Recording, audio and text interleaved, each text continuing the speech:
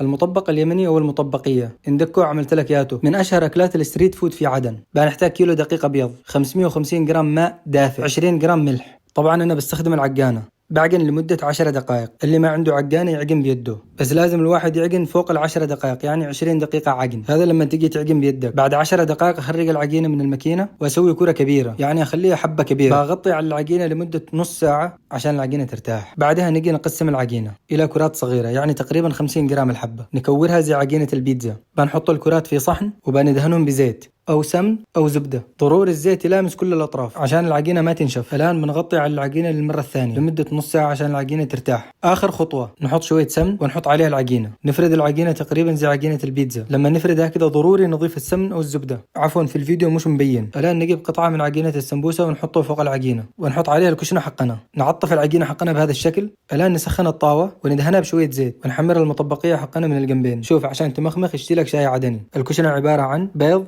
بصل أخضر، طماط، كبزرة، ملح، فلفل أسود. اشتقت إليك يا عدن، أنت وشارع الجسر. أتمنى لكم إفطارا شهيا.